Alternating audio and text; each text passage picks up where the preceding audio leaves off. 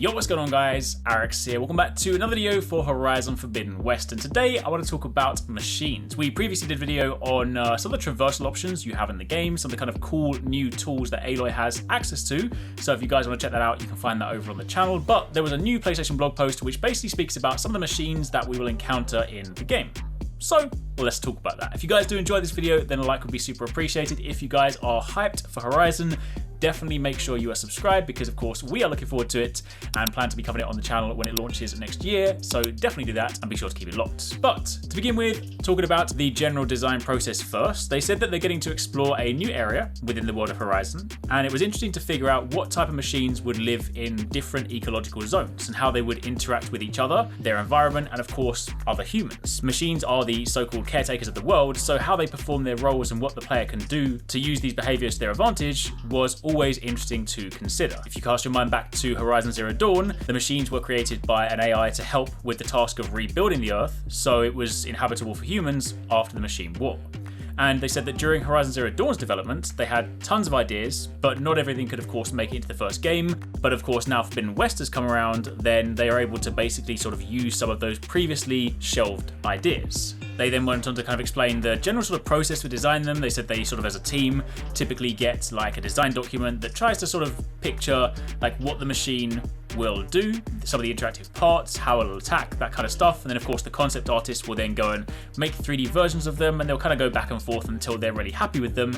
And then they create a rig, animate the model, and basically make all of the cool working assets. So the process definitely is very, very interesting. But if we then speak about expanding the machine catalog, they said that the team wanted to ensure that the new additions to the existing monsters felt they still belonged in the world and fit within the confines of what ultimately allows the players to remain immersed in the sort of technologically advanced environment. With over 25 different machines in Horizon Zero Dawn, finishing them all was of course not an easy feat. They said in the first game they had to create the foundation, so they started small by defining roles. Watchers are like the security cameras, Ravagers are the enforcers, so forth, that kind of thing. They said that this time they want to expand that catalogue further in Forbidden West. For example, they now know they want slightly bigger flying machines like the Glinthawk, which resulted in the Sunwing, but it needed a place and a role in the world. They studied various flying reptiles and primitive birds for inspiration, and they came up with the concept of their wings collecting solar energy during sunny weather. This in turn creates an interesting gameplay dynamic where Sunwings will be vulnerable when they are harvesting solar power, but they are also more alert to potential predators when they're idle. They said that unique behaviors like these become the basis and are then sort of expanded on when they define the machine's roles. They always want to make sure that they are connected and they serve a greater purpose, so again the whole machine sort of ecosystem is in harmony.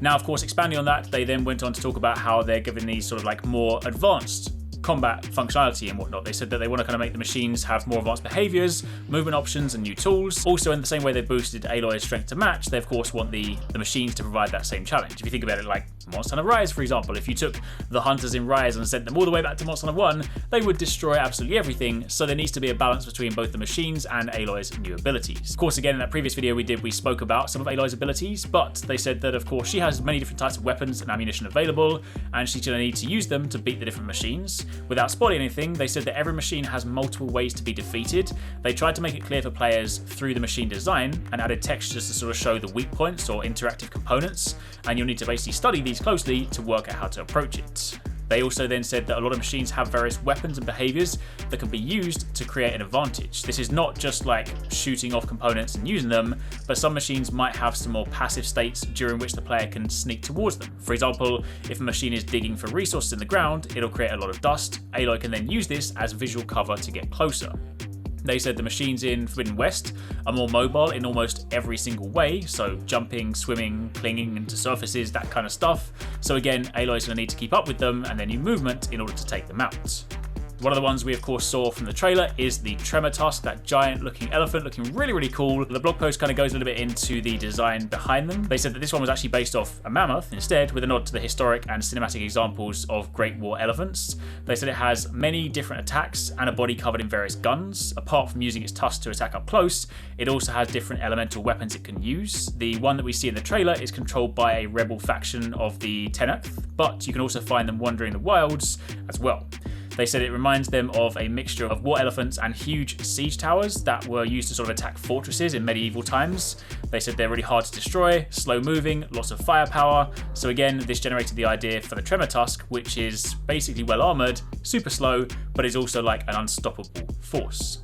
And to circle back to that discussion earlier about the ecosystem, they said that it was created to keep balance on Earth and ensure that humans can't simply wipe out life. Tremortusks were created as combat machines protecting other machine species so they can do what they were designed to do without human interference. But it is also worth noting, to sort of round it out, that machines can be helpful as well. They can of course turn the tide in battle with override. While of course most machines are itching for a fight, they said they also hugely contribute to the world of Horizon, and they of course offer Aloy help throughout her journey. If you think of it like the Toolnecks, which of course aren't hostile but will of course give you some clarity and direction when overridden. They said that similarly, like you could in Horizon Zero Dawn, you can override machines and have them fight with you. They said that this time around they've added in more mounts to explore and ride. You can see her ride the Claw Strider during the gameplay trailer. They also said that some machines may also inadvertently help out Aloy. If a machine is, say, searching for certain resources that Aloy happens to be after, they can lead her to stashes if she's observant. And also, again, through overriding, Aloy can now exert some control over machine behaviour, shifting them into aggressive or defensive states. They said that one of the things that everyone at Guerrilla is looking forward to most is basically seeing which new machines players will like. Of course, they have their own machine ranks in the studio, but they're definitely interested to sort of see where this goes. But for the time being, that is pretty much it. That's a little rundown on some of the stuff they spoke about in the new blog post. Again, you know, machines are at the heart of this game, so seeing some of the ideas behind the new ones, honestly, I cannot wait to battle them. So let me know what you guys think in the comments down below, and again, keep it locked for plenty more. Thanks very much for watching. I hope you guys enjoyed the video. If you want to catch more from us, don't forget to subscribe and turn on notifications so you don't miss our latest uploads. And if you want somewhere to hang out, play games, or chat all things from games to anime, food to fitness, consider joining the HyperX Gaming Discord.